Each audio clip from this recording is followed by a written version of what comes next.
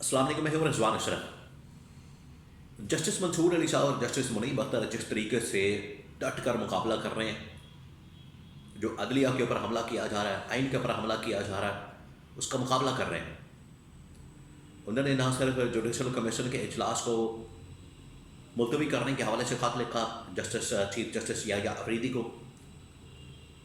لیکن ان کے خط کو جو ہے وہ بالکل بھی خاطر میں نہیں لایا گیا، اور چیف جسٹس یحییٰ افریدی نے اسی طریقے سے حکومت کی سہولت کاری کرتے ہوئے جو اجلاس ہے وہ بلا لیا اور 6 ججز کی تعیناتی کی منظوری دے دی اس اجلاس کی۔ ان دونوں ججز نے بائیکاٹ کیا، اور اس کے ساتھ جو پی ٹی آئی کے دونوں ممبران ہیں، بیرسٹر گور Khan chairman P T I اور بیرسٹر علی ظفر، انہوں نے بھی اس کا بائیکاٹ کیا۔ تو جسٹس منیب اختر اور جسٹس منصور علی شاہ نے تو آئین اور قانون کے ساتھ کھڑا ہونے کا فیصلہ کیا اور اپنے حلف کی پاسداری کی، اور ایک آزاد، خود مختار، انڈیپینڈنٹ جج ہونے کا ثبوت دیا۔ اب ان کے خلاف ایک سازش کی جا رہی ہے، کیونکہ یہ ججز کنٹرول میں نہیں آ رہے۔ نہ صرف ان کے خلاف سازش، بلکہ کچھ اور ججز کے خلاف بھی سازش ہو رہی ہے۔ اس کے حوالے سے بڑی اہم ترین معلومات میرے پاس موجود ہیں، وہ آپ کے ساتھ میں شیئر کرتا ہوں۔ دیکھیں، عمران خان نے پہلے ہی اس کے متعلق ایک حکمت عملی اور اسٹریٹجی بنا کے پارٹی کے ساتھ شیئر کی ہے کہ عوامی احتجاج بھی لانچ کیا جائے، پارلیمنٹ کے اندر بھی احتجاج لانچ کیا جائے، تمام کی تمام جو اپوزیشن کی پارٹیز ہیں ان کے ساتھ مل کر ایک احتجاج لانچ کیا جائے اس حکومت کے خلاف۔ وہیں پر وکلا کو بھی اپنے ساتھ ملایا جائے، کیونکہ وکلا بھی بہت تنگ ہیں۔ صحافیوں کے بھی اپنے ساتھ ملایا جائے، کیونکہ صحافی بھی بڑے تنگ ہیں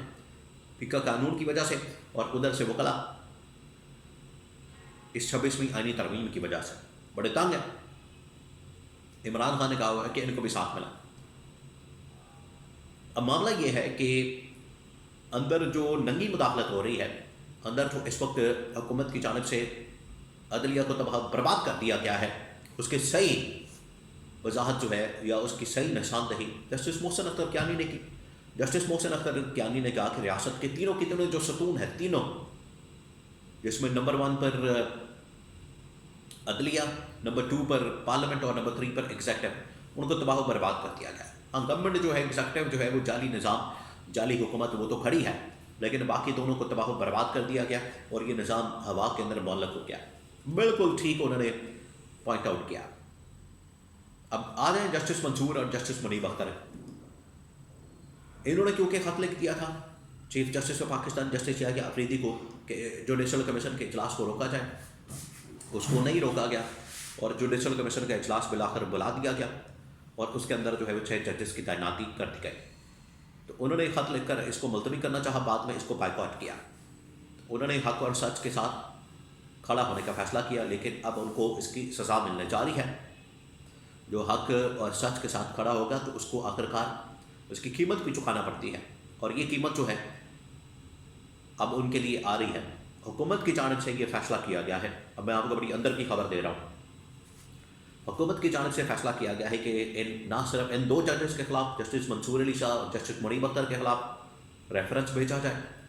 اور ان کو سپریم کورٹ سے فارغ کیا جائے۔ آپ کو پتہ ہے اس سے پہلے جسٹس اعجاز الاحسن اور جسٹس مظاہر علی نقوی کو بھی اسی طرح سے سپریم کورٹ سے نکالا جا چکا ہے۔ ان کے اوپر پریشر اتنا ڈال دیا گیا، دباؤ اتنا ڈال دیا گیا کہ وہ آخرکار خود استعفیٰ دے کے چلے گئے۔ آخرکار پریشر جو تھا پیچھے وہ گورنمنٹ کا تھا، اسٹیبلشمنٹ کا تھا۔ انہوں نے ایک بار پھر سے ان 2 ججز کو ٹارگٹ کرنے کا فیصلہ کیا، نہ صرف ان 2 ججز کو، بلکہ ساتھ میں اسلام آباد ہائی کورٹ کے اندر بہت سارے ججز جو کہ حکومت کے لیے بڑا مسئلہ بنے ہوئے ہیں، ان کو کھٹکتے ہیں، جس میں محسن اختر کیانی سے لے کر سردار اعجاز اسحاق، بابر ستار، جسٹس بابر ستار، جسٹس میاں گل حسن اورنگزیب، اور سپریم کورٹ کے اندر جسٹس منصور علی شاہ، منیب اختر، جسٹس اطہر من اللہ، جسٹس عائشہ ملک، ادھر سمن امتیاز،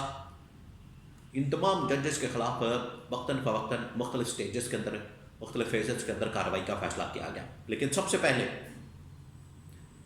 جن کو فکس کرنے کا فیصلہ کیا گیا، یا جن کے خلاف ریفرنس بھیجنے کا، یا جن کے خلاف جو ہے کارروائی کرنے کا فیصلہ کیا گیا، وہ یہ 2 ججز ہیں جو کہ जस्टिस मंसूर अली शाह और जस्टिस मुनीब अख्तर, इन दो के खिलाफ पहले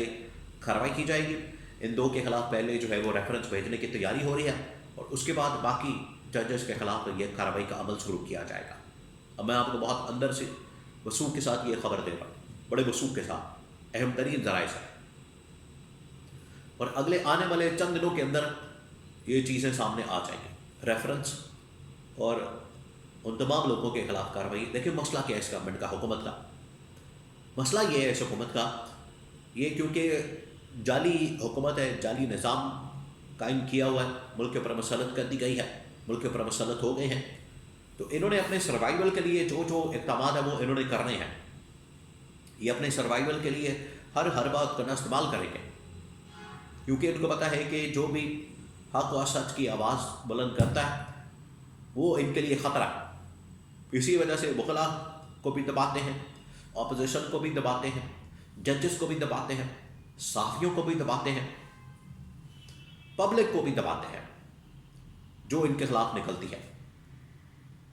ये इस वक्त हो रहा है पाकिस्तान के अंदर और ये गवर्नमेंट कर रही है, हुकूमत कर रही है, जिसकी वजह से ये सारे मसाइल पैदा हो रहे हैं। तो अब हुकूमत जो मर्जी कर लें, लेकिन अगर इन्होंने ऐसा कुछ करने की कोशिश की तो उसका बड़ा फिर सख्त किस्म का रद्द अमल आएगा। उसकी वजह यह है कि इमरान खान ऑलरेडी वकला के साथ राब्ते में है, PTI वाले ऑलरेडी वकला के साथ राब्ते में हैं और उन्होंने PTI और वकला ने मिलकर चलने का ऐलान किया, फैसला किया, जहाँ पर अपोजिशन का एक इत्तेहाद बन चुका है और इत्तेहाद बनने के बाद इसके लिए स्ट्रैटेजी और हिकमत अमली के ऊपर काम हो रहा है। बिल्कुल उसी तरीके से PTI और वकला एक पेज पर आ गए हैं और आगे चलने की हिकमत अमली के ऊपर काम हो रहा है और एजेंडा एक है सबका, जितने इस वक्त अपोजिशन के लोग कि मुल्क के अंदर आइन और कानून की हुक्मरानी, जमहूरियत की बहाली, इंसानी हुकूक की बहाली, मुल्क के अंदर अदलिया की आज़ादी, इस हुकूमत का खात्मा, इलेक्शन कमीशन ऑफ पाकिस्तान के अंदर रिफॉर्म्स और नए इंतखाब। ये है 7-8 पॉइंट्स और इनके लिए अब जद्दोजहद और इनके लिए तहरीक चलाने का फैसला किया गया है। नहीं तो फिर इसी तरह से ये लोग करते रहेंगे, एक एक करके लोगों को मारते रहेंगे। किसी के खिलाफ रेफरेंस भेज दो, किसी की आवाज़ दबा दो, कानून बना दो, ट्रांसफ़र कर दो, पोस्टिंग कर दो, हटा दो, इधर कर दो, उधर कर दो, ये इसी तरह से करते रहेंगे। तो इनके खिलाफ जॉइंट एक मुश्तरका तौर पर महाज खोलना होगा ताकि हुकूमत जो है,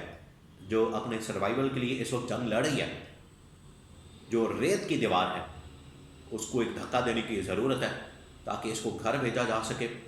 और मुल्क में फिर सही मानों में नए इंतखाबात करवाए जा सके।